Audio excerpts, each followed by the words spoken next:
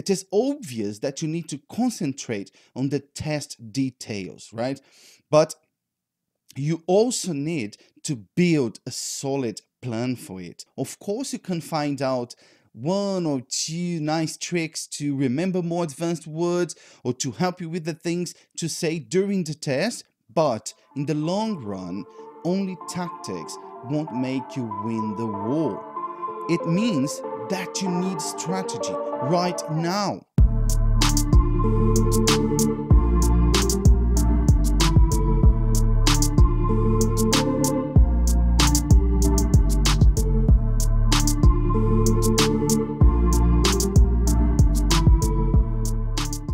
Hello again and welcome back to Blimey English. Today I'd like to talk to you about 3 strategic actions that you can take in order to pass the IELTS speaking test with the scores you want. I've written another article and I'm going to read it with you so we can discuss a bit more about this, okay?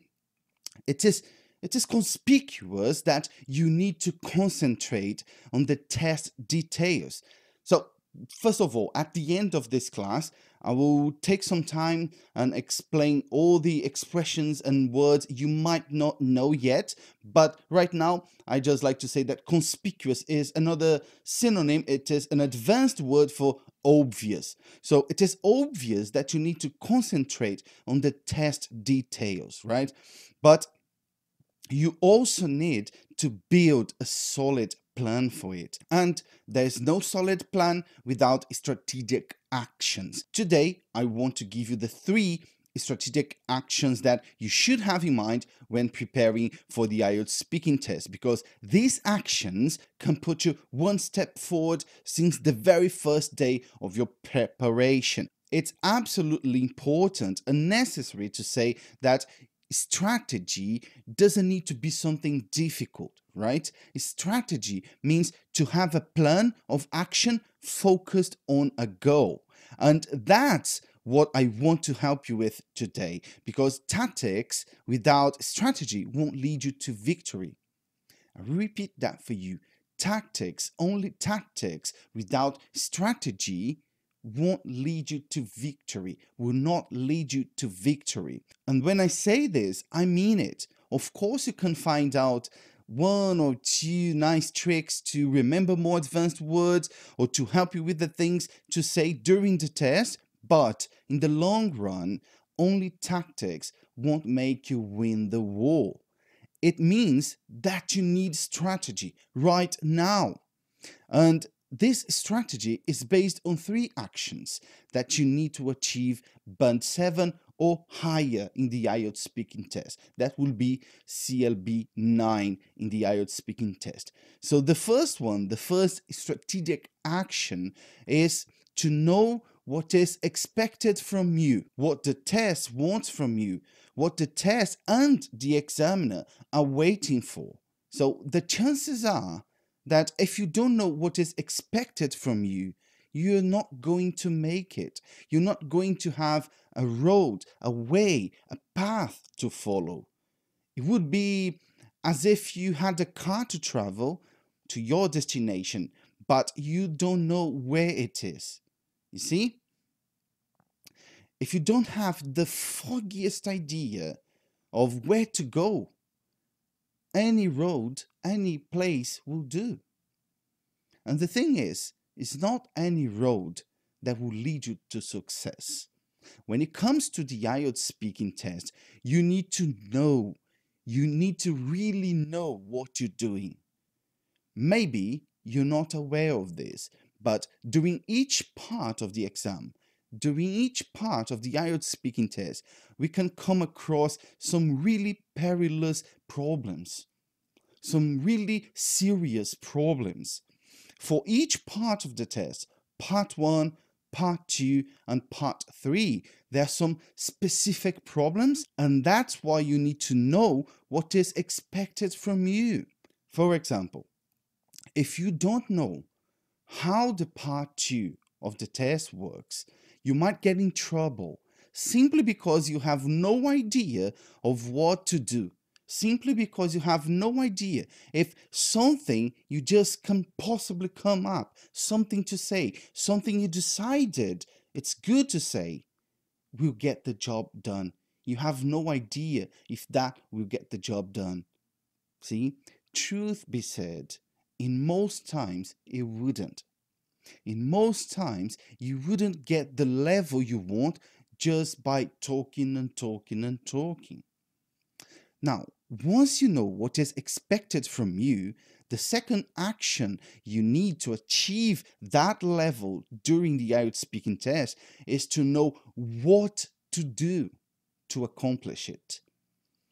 What to do to address the questions and give what they want you to do. Now, remember that metaphor? Now it is as if you knew your destination, but you still don't know what you have to do to get there. You still don't know how to drive. See? Once you find out what problems every candidate comes across during the exam, you need to know what to do in order to solve them, in order to find a solution for those problems. Then, once you know what is expected from you and what you need to do, the third action, the third strategic action you need to succeed in the IELTS test is to know how to do it. Using that car metaphor, it is as if you knew where to go and what you need to do to get there, but you still don't know how.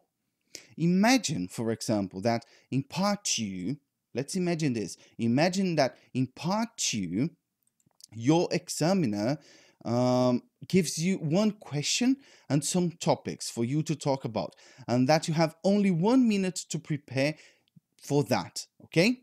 Then, let's say that you have to talk for up to 2 minutes to answer it. Well, that is what actually happens during the test. Now, let me ask you, how would you do? What things would you say? How would you say those things? What if you don't have anything else to say while presenting your answer, while the time is still running? What would you do? See, the mere description of that scenario might cause some students to feel anxious already. And I know this. It's essential that you prepare adequately for the test. And I will help you here with the first strategic action, which is to know how the test works and what is expected from you. That's what I'm going to help you with right now. So during the whole test, your level of English would be assessed, would be evaluated as a group that hinges in 4 categories: fluency and coherence, grammatical range and accuracy, lexical resource, and pronunciation. Those would be the criteria your examiner is using to assess your level of English during the test. And each one of them makes 25% of the test. Now, I know that some students might think, oh, my grammar is too bad, my grammar is too broken, and they can feel stressed about it. But let me tell you something. As bad as it can be, or as bad as it can seem, it would not be assessed over 25%. See? Because each part only takes up 25% of the test. Speaking about the categories, we've got those 4. Let's talk about them. Let's start with the first one, fluency and coherence. Fluency is the ability of expressing yourself easily, conveying information with smoothness and without unnecessary gaps. I'll repeat that one for you. Fluency is the ability of expressing yourself easily, conveying information with smoothness and without unnecessary gaps. Fluency doesn't mean to speak fast. Fluency doesn't mean to speak fast, let alone to give standard, mechanical, and pre-established answers. Fluency doesn't mean that. Think about fluency as the natural rhythm of your speech. That's the best definition I'd find right now. Fluency is the natural rhythm of your speech. Students sometimes they try to speak fast in order to show themselves out as fluent, but they only end up running over letters and words. The thing is, if you are someone who speaks fast, then speak fast. If you are someone who speaks slower, then speak slower.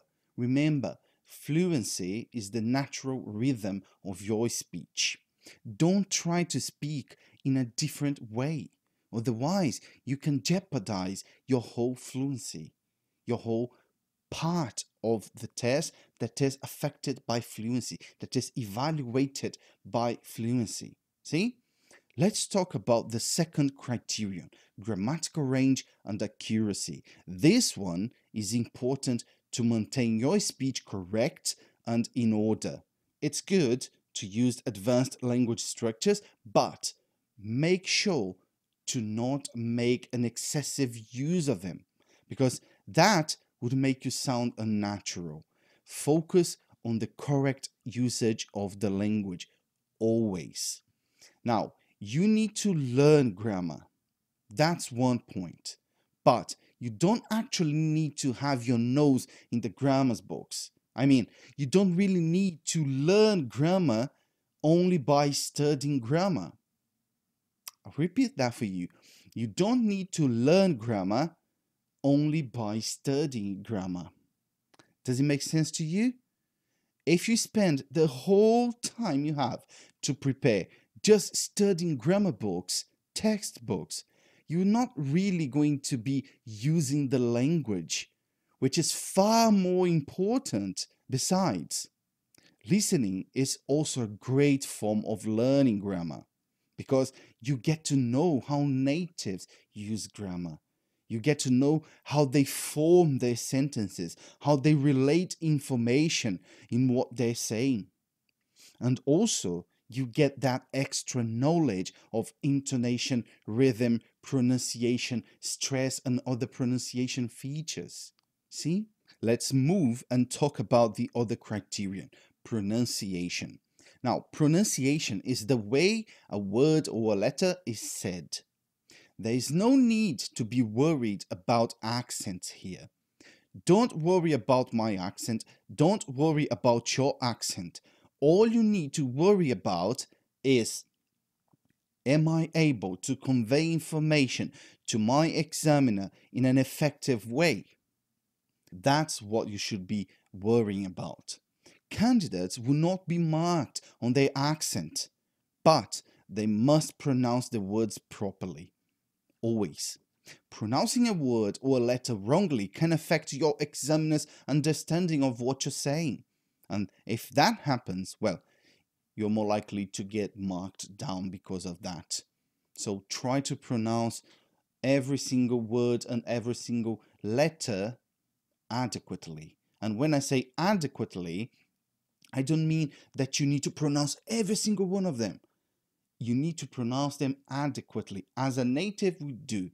And I'm going to give you some examples. But first, do you remember what I've just said before?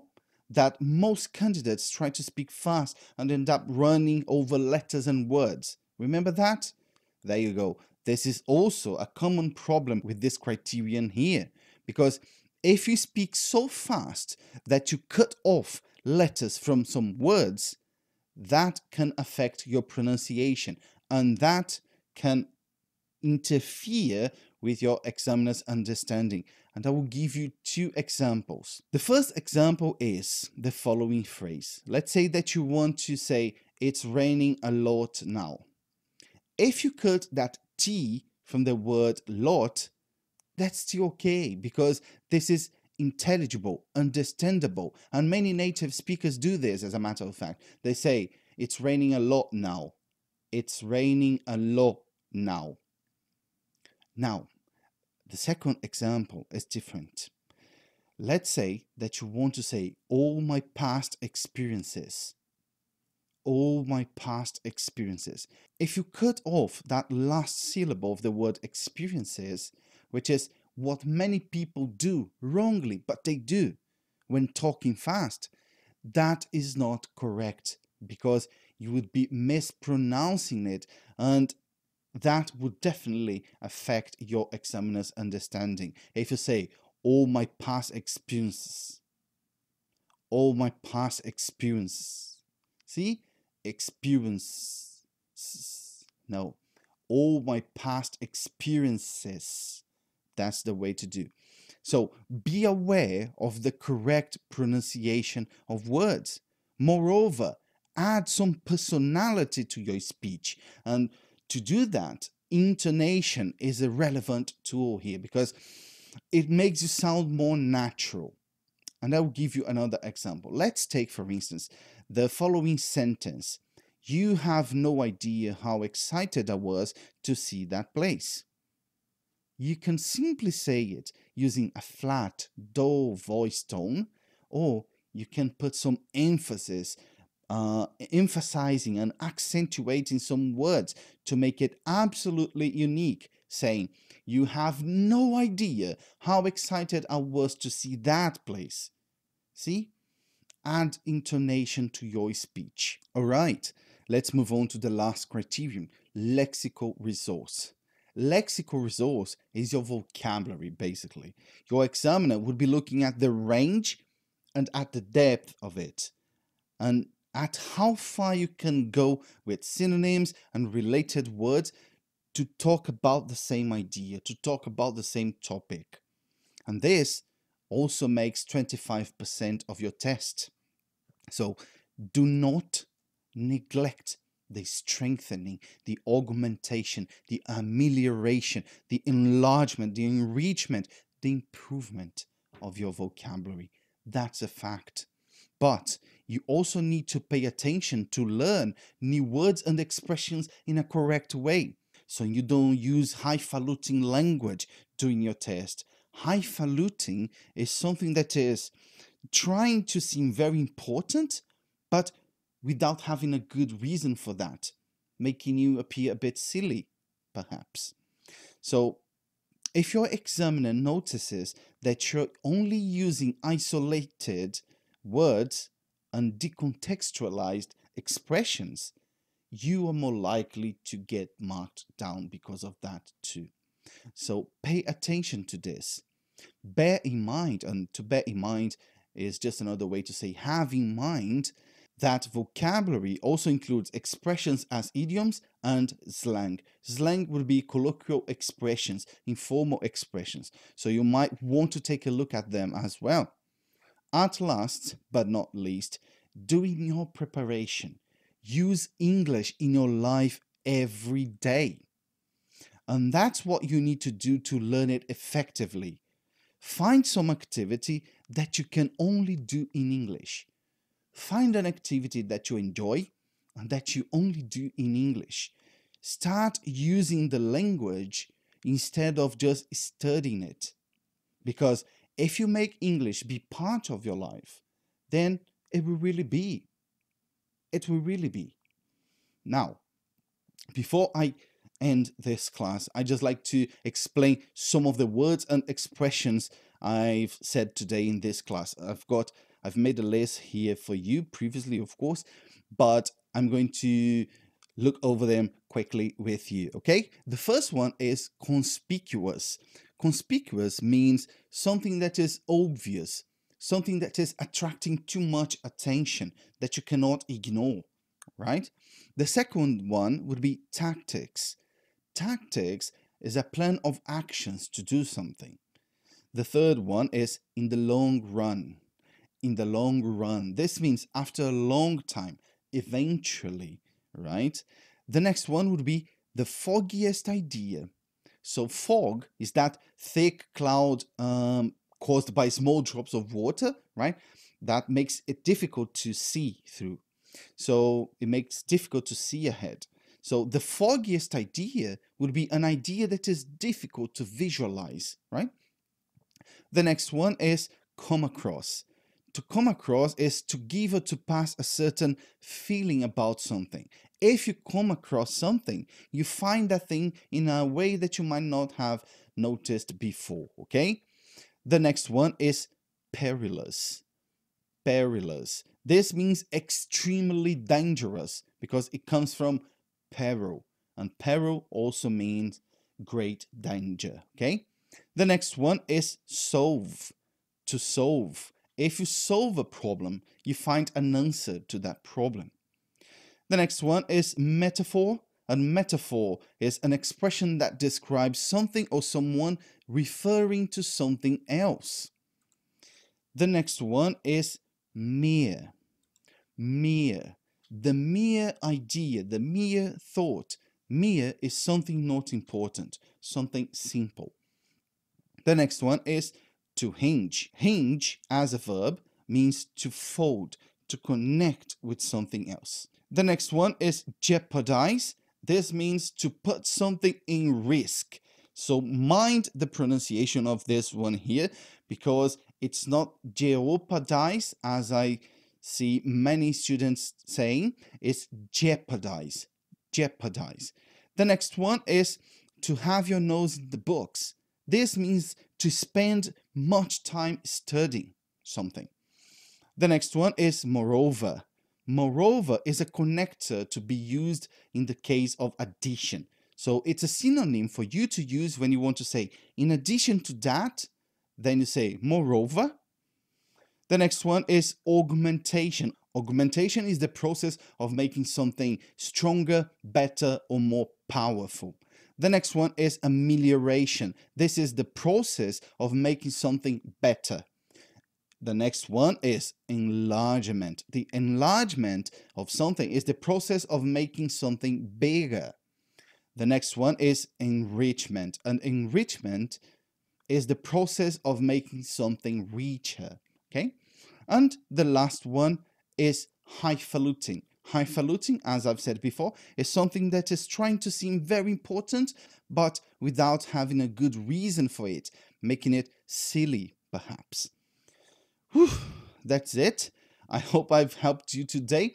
If you liked this content, then please consider subscribing to my YouTube channel or following Blimey English on Instagram and Facebook. You can also listen to the Blimey Cast, which is a podcast I make for you when you cannot watch the videos. This is time for me to go, and I see you in the next videos. Cheers!